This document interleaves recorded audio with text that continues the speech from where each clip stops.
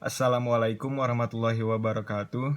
Nama Lutfi Fakiuddin Mulyana, NIM 12011846 dari kelas T4205 akan membahas soal ujian akhir semester Statistika Industri 2020.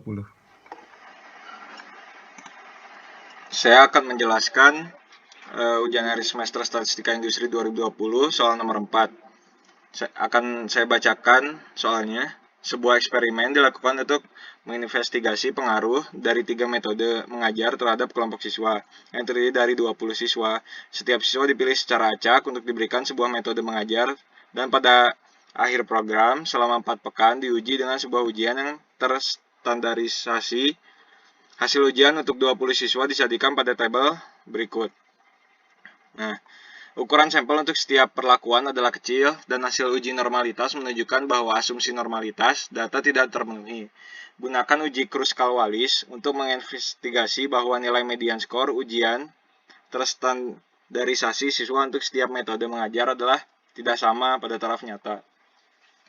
Dari soal ini, kita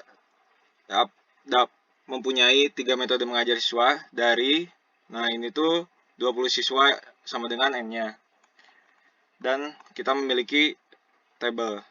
Yang ditanya adalah uji Kruskal-Wallis, nilai median skor ujian siswa untuk setiap metode mengajar tidak sama taraf nyata 5%. Nah, kita masuk ke solusinya. Yang pertama itu kita menentukan H0-nya. H0 di sini sama dengan metode 1 sama dengan M2 sama dengan M3. Jadi sama. Terus yang kedua kita menentukan si H1. Minimal ada satu tanda tidak berlaku pada H0. Kalau misal sudah ada tanda H0 tidak berlaku, maka kita dapat terima si H1 ini. Yang ketiga, statistik uji. Lakukan perangkingan observasi pada setiap sampel dan jumlah ranking setiap sampel sebagai berikut.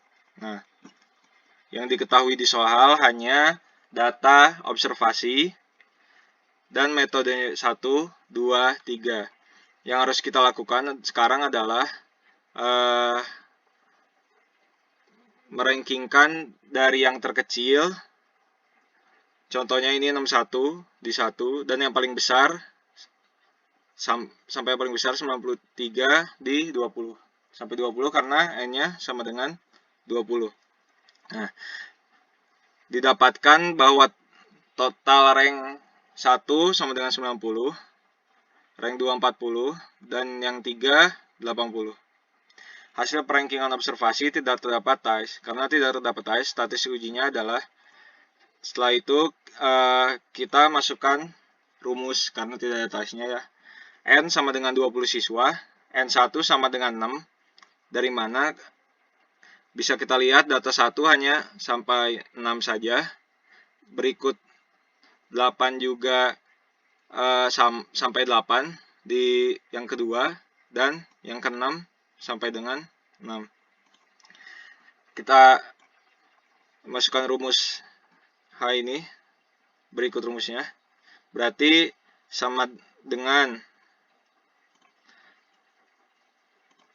12 dari rumusnya 20 ini N ya, 20 plus 1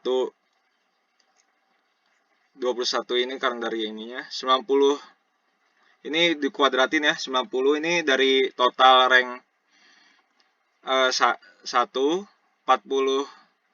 kuadrat rank 2 dan 80 rank 3. Ini kita masukkan juga min 30 20 plus 1. Hasil dari H ini kita dapatkan sama dengan 11,76. Nah, setelah kita masuk di statistik uji, maka kita masuk daerah kritis dan kriteria uji. Karena ukuran sampel setiap sampel lebih besar dari 5, maka menggunakan uji chi-square dengan taraf nyata sama dengan 0,05 dan derajat bebas.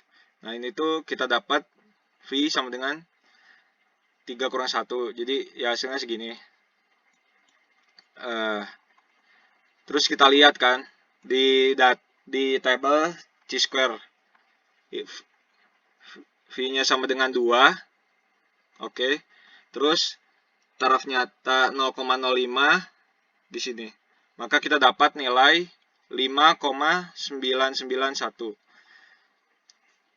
Setelah kita tadi melihat table chi-square ini, kita mendapatkan hasil 5,991, maka tolak H0 apabila kurang dari 5,991 dan terima H0 apabila lebih dari sama dengan 5,991. Karena H-nya itu tadi 11,76, tetapi di sini hanya sampai 5,991. Kesimpulannya adalah pada taraf nyata 5%, cukup bukti bahwa nilai median skor ujian dari 3 metode mengajar adalah berbeda. Sekian dan terima kasih. Mohon maaf apabila ada kekurangan. Wassalamualaikum warahmatullahi wabarakatuh.